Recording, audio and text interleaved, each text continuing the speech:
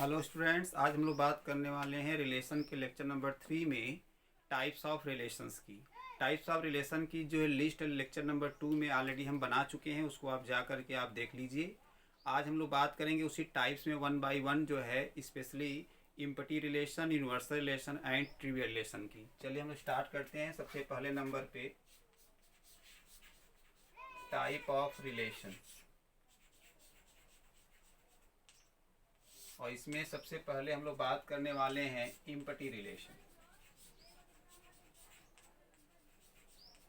देखिए, इसी empty relation को हम लोग कई नाम से जानते हैं। इसको हम लोग नल या इसी को हम लोग वायड रिलेशंस के नाम से भी हम लोग जानते हैं। नल या वायड रिलेशंस भी इसको बोलते हैं।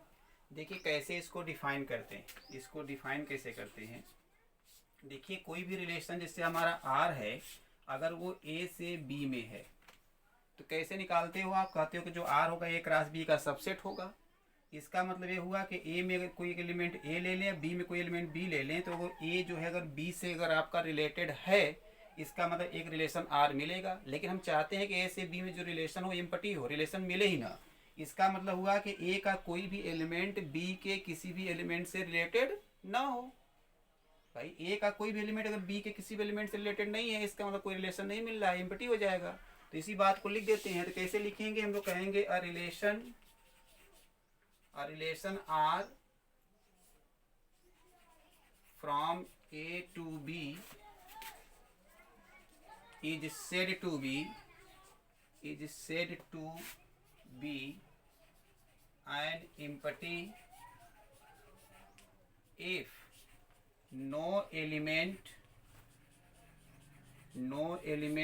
of A is related to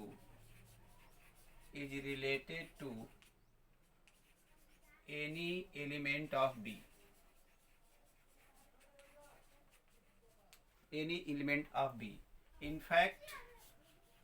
in fact वास्तव में आपका जो ये 5 होता है वही आपका क्या होता है, ये हमारा रिलेशन R होता है। और एक्चुअली आप जानते हो क्या होता है, ये subset of A cross B होता है। Subset of A cross B, phi जानते हो, आपने पढ़ा हुआ है कि phi is the subset of each set, है ना। ईच सेट, कोई भी सेट ले लीजिए, उस सेट का देखोगे आपका एक सबसेट क्या होता है, फाई। तो ए क्रॉस बी है, ए क्रॉस बी का एक सबसेट फाई हो जाएगा। इसी को हम आर कहेंगे, इम्पटी रिलेशन कहेंगे। यही हमारा क्या है, इम्पटी रिलेशन है, इम्पटी रिलेशन, है ना। तो इसका मतलब हुआ कि हमको ए से बी में एक ऐसा रिलेशन डिफाइन करना है जिसमें ए का कोई भी एलिमेंट बी के किसी भी एलिमेंट से अगर रिलेटेड नहीं है तो हम कहेंगे वो इम्पटी हो जाएगा। इस तरह से सिमिलरली आप इम्पटी रिलेशन को डिफाइन कर सकते हैं फ्रॉम ए टू ए, मतलब बाउंड्री फॉर्म बताया था। कोई रिलेशन अगर ए से ए में होता है तो बाउंड्री फॉर्म में होता है, तो बाउंड्री फॉर्म में भी आप डिफाइन कर सकते हैं। इम्पटी रिलेशन को देखिए जितना आसान होता है डिफाइन करना, उतना आसान आपका इसका एग्जाम्पल जो है सेट करना नहीं होता। लेकिन हम इम्पटी रिलेशन आप तभी मानेंगे जब आपको आ गया, जब आप अपने से एक दो एग्जाम्पल सेट कर लीजिए। जैसे देखिए बहुत आसान है, देखिए मैं सेट करता हूँ एग्जाम्पल। इसके एग्जाम्पल की हम लोग बात करते हैं। एग्जाम्पल में हम लोग बात करते हैं नंबर 1। जैसे हम यहाँ लिख रहे हैं, let R be a relation from A to B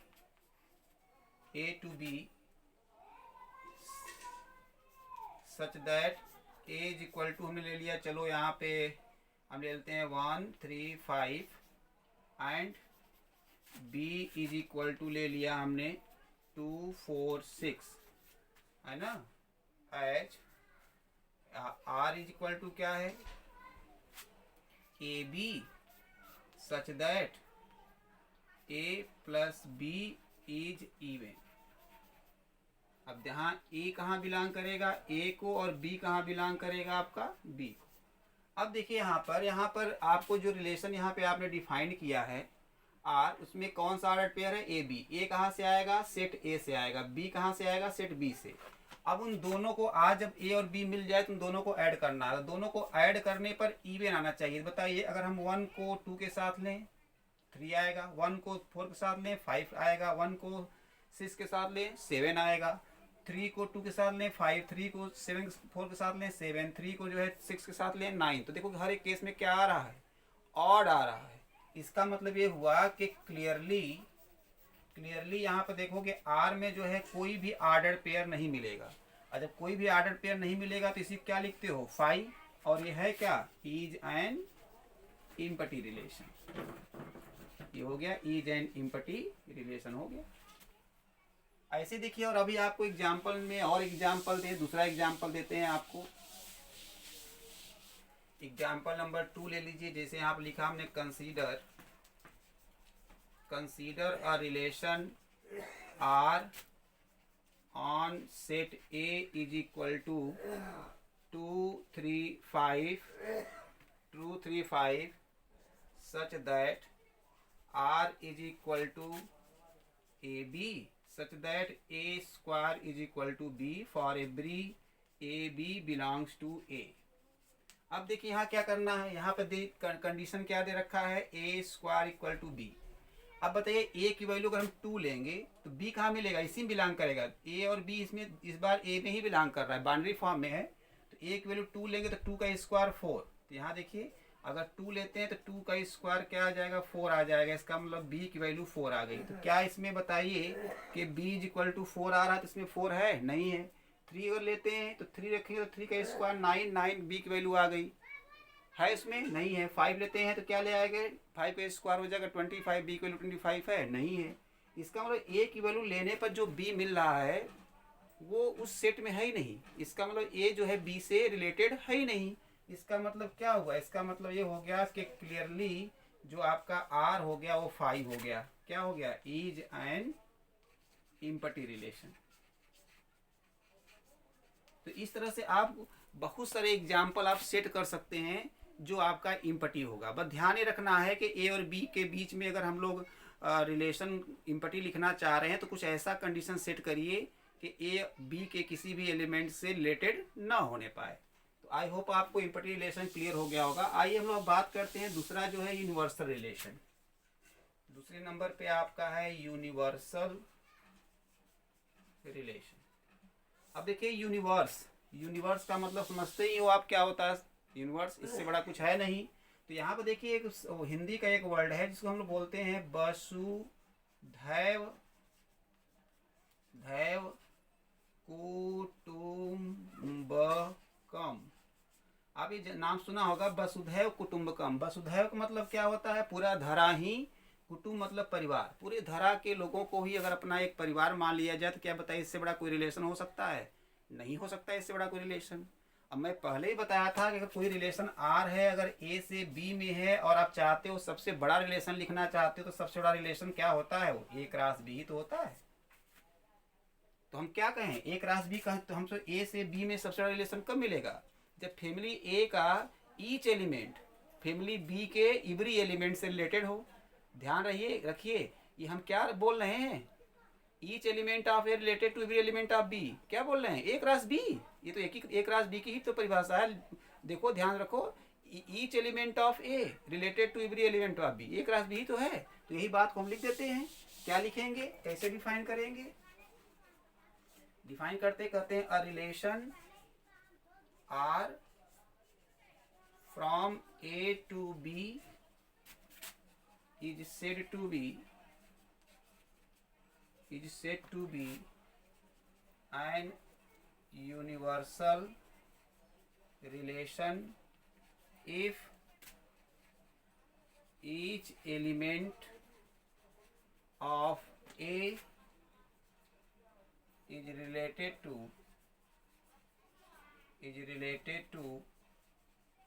every element of B,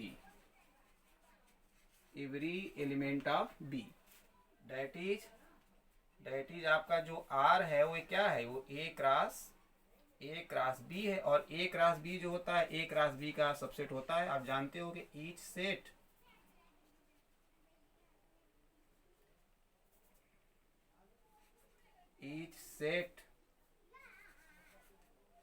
is the subset of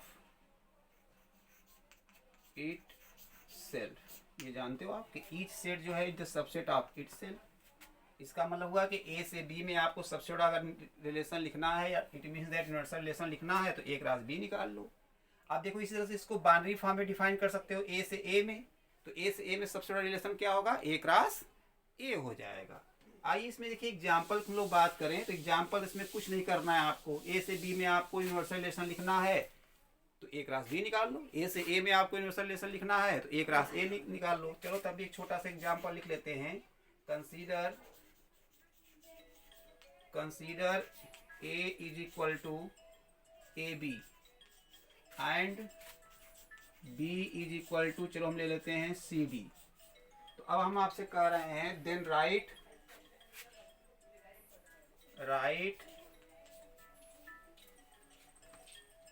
N universal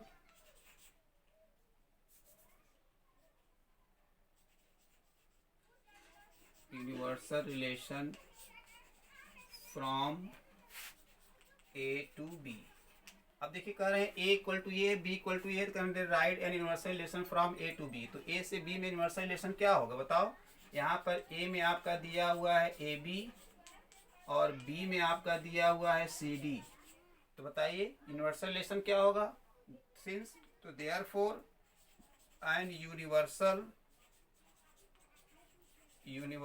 relation from A to B, तो ये क्या होगा, that equal to A cross B हो जाएगा।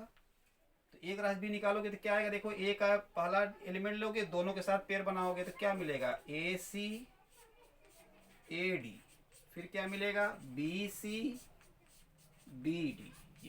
यही हमारा क्या है, यूनिवर्सल रिलेशन है, यही हमारा यूनिवर्सल रिलेशन है। तो आई होप आपको यूनिवर्सल रिलेशन क्लियर हो जाएगा। इसमें आपको ए से ए में अगर आपको यूनिवर्सल रिलेशन लिखना है तो ए क्रॉस ए से बी में यूनिवर्सल रिलेशन लिखना है तो ए क्रॉस बी। आइए इसके बाद हम लोग जो बात करते हैं वो हमारा तीसरे नंबर पे है ट्रिवियल रिलेशन। ट्रिवियल रिलेशन, देखिए यहाँ ट्रिवियल का मतलब क्या होता है, ट्रिवियल का मतलब होता है नगण्य। ट्रिवियल का मतलब होता है नगण्य, मतलब ऐसा रिलेशन जो नगण्य हो, जो ज्यादा जिसका कोई मीनिंग ना हो। आइए हम बात करते हैं इम्पटी रिलेशन। इम्पटी रिलेशन का क्या मीनिंग है बताइए। इम्पटी रिलेशन में कोई ऑर्डर पेयर मिला ही नहीं, और जब ऑर्डर पेयर नहीं मिला तो ऑर्डर पेयर का पहला एलिमेंट दूसरे एलिमेंट से रिलेटेड है तो कोई रिलेशन की बातें नहीं आई।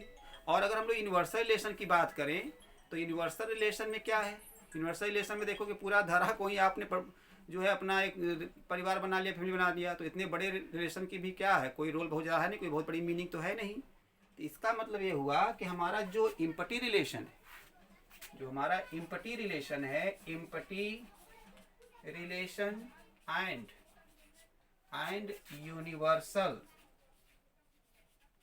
यूनिवर्सल रिलेशन, इन्हीं को हम क्या कहते हैं, R known as trivial relation.